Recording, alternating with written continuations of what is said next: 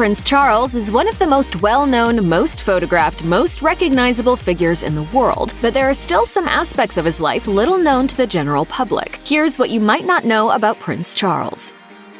We know that the royal family doesn't have political power. However, Prince Charles will one day have the ability to change the royal family name, an issue that's been a point of contention in the past. As of the making of this video, Charles is the Prince of Wales, but when he becomes king, it will be up to him whether or not the royals keep the last name Mountbatten-Windsor. So why is it such a big deal? When Queen Elizabeth took the throne, her late husband Prince Philip threw things for a loop because he wanted her to take his last name. Officials in Great Britain at the time were adamant that the royal name of Windsor be used instead, so the couple compromised and hyphenated the two last names. Philip was once quoted saying he was the only man in the country not allowed to give his name to his own children, certainly suggesting that the issue was a sore spot for him. After all that stress, Charles will one day be able to change it if he so desires.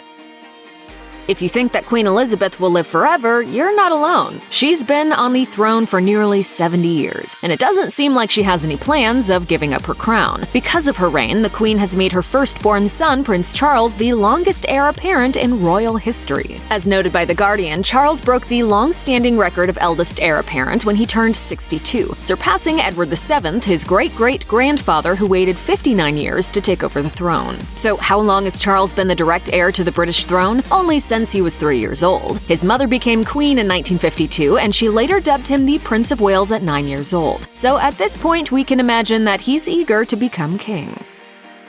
If you're a fan of The Crown, then you know that education was a bit of a sore spot for the monarch. Many royals were at one point exclusively educated by tutors or nannies, making the academic experience that Prince Charles had fairly unique for a man in his position. As noted in his official royal biography, Charles attended Hill House School in West London as a child, at the request of the Queen and Prince Philip. He then went to boarding school and later attended Gordonston, a school located in eastern Scotland. According to Express, Gordonston was a favorite institution for the royals, as Charles, Prince Andrew, and Prince Edward all attended. Later on, Princess Anne enrolled her children at Gordonston. Like many college-aged students, Charles spent time studying abroad and stayed 2 school terms at the Geelong Church of England Grammar School in Australia. He returned to England, took his O-level exams, and went off to university. Charles studied archaeology, anthropology, and later history at Cambridge University. He graduated in 1970. Numerous members of the British royal family have served in the armed forces. Even Queen Elizabeth served as a mechanic during World War II. Not dissimilar to his royal heritage, Prince Charles spent a period of time in the military. According to his official royal biography, Charles started his training while attending university. While a second-year student at Cambridge, Charles began taking flying lessons, and by 1971, he flew himself to Royal Air Force Cranwell to continue his education as a jet pilot. Later that same year, Charles started his career in the Navy, a decision reminiscent of his father, grandfather, and his great-grandfathers on both his maternal and paternal sides. He then embarked on a 6-week long course at the Royal Naval College before serving on the HMS Norfolk. 3 years later, Charles joined the 845 Naval Air Squadron as a helicopter pilot. Did you know that Diana Spencer was only 20 years old when she married Prince Charles? Charles was born in 1948 and Diana in 1961, marking a 12-year gap in their ages. The couple met in 1980, and by February of 1981, Charles had asked then 19-year-old Diana to marry him. They'd known each other just 6 months and had only conversed with each other about 13 times before they got married, which in hindsight should have been a red flag. Diana turned 20 on July 1st, 1981, and was married to Charles on July 29th of the same year. And if you're doing the math, then you know that Diana was still very young when her marriage began to crumble. She was just 30 when the formal separation from Charles commenced, and was barely 36 when she tragically passed away. Prince Charles is an interesting man. On one hand, he's lived his entire life surrounded by luxury, and on the other, he's an environmental advocate who goes out of his way to make his cars efficient. So, let's get on with the urgent task of forming a global alliance to overcome the perverse obstacles facing us. According to Town & Country, Queen Elizabeth gifted Charles an Aston Martin car for his 21st birthday. The car burned a lot of fuel, which became a point of concern for Charles. He didn't want his vintage mode of transportation to be such a polluter. So what did Charles do? He went to the engineers at Aston Martin and discovered that his car could run on a blend of white wine and whey. While Charles was encouraged by said engineers not to use it in his vintage car, he marched to the beat of his own drum. Charles explained, "I said, well, I won't drive it then, so they got on with it, and now they admit admit that it runs better and is more powerful on that fuel than it is on petrol. And also, it smells delicious as you're driving along. Prince Charles drives a vintage Aston Martin that literally runs on wine. You really can't make this stuff up.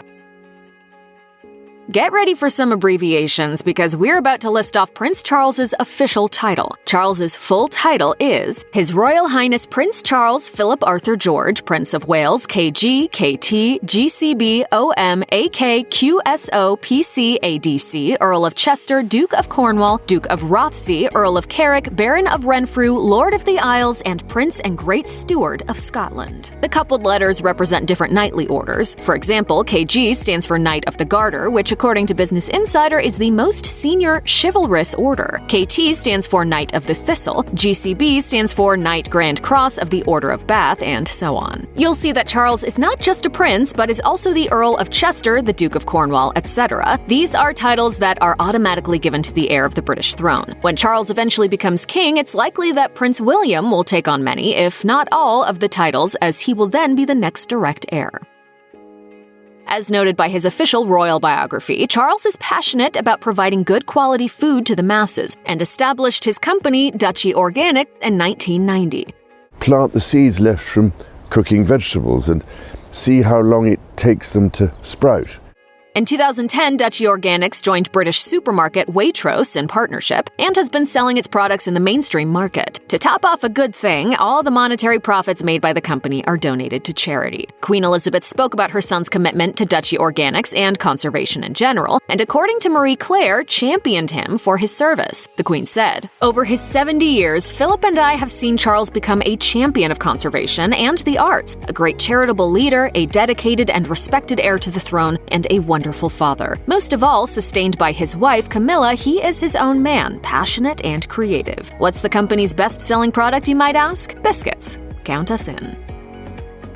Here's a fact about Prince Charles that's unexpected. He's a member of the exclusive magicians club, the Magic Circle. As noted by Yahoo News, Charles was invited to join the Magic Circle in 1975 after he successfully executed a magic trick. He was made aware of the club by Earl Mountbatten, his great-uncle, who'd been a member for over 2 decades himself. Magic is certainly a love affair that's lasted throughout Charles's life, because for his 70th birthday, he went all out and included a televised magic show in his celebrations. The show took place at the London Palladium and featured some big-name magicians, including street magician Dynamo. This is a little bit of a heartwarming story, too. Dynamo's career was in part supported by funds from Charles's trust, and he said that the support was life-changing.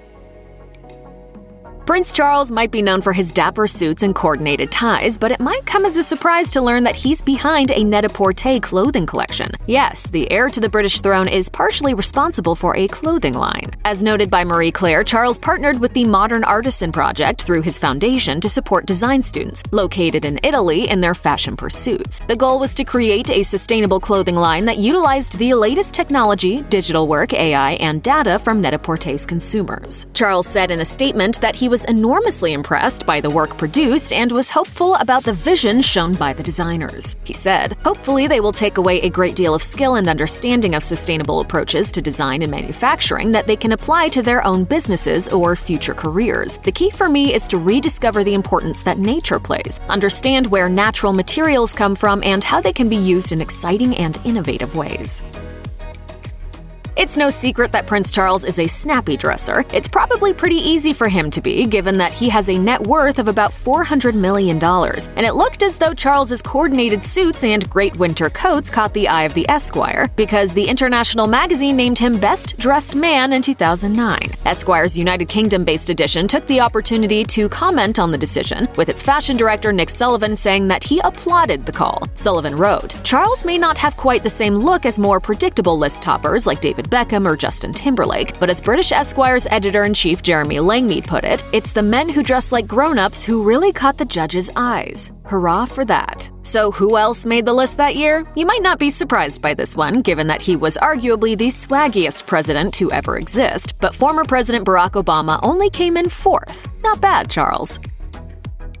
Netflix's period drama The Crown may have gotten some backlash for its historical inaccuracy, especially in Season 4, but an aspect that it did get right was Prince Charles's encounter with an avalanche. As noted by Marie Claire, Charles was skiing in Switzerland with a group of friends in 1988 when an avalanche came tearing down the mountain. Charles escaped unscathed. Unfortunately, the natural disaster killed a member of his group and former royal aide, Major Hugh Lindsay. Charles was reportedly weeping and in distress when he was rescued by helicopter, and all in all, it sounds like a harrowing incident. But things got complicated in the aftermath. The Los Angeles Times reported at the time that Charles was investigated due to Major Lindsay's death. It turned out that an avalanche warning had gone out earlier in the day, but Charles, who was very keen on getting out on the mountain for the day, ignored it. The rest of the group followed him, and of course, things went from bad to worse. Charles wasn't charged for his involvement, but it certainly wasn't a good look.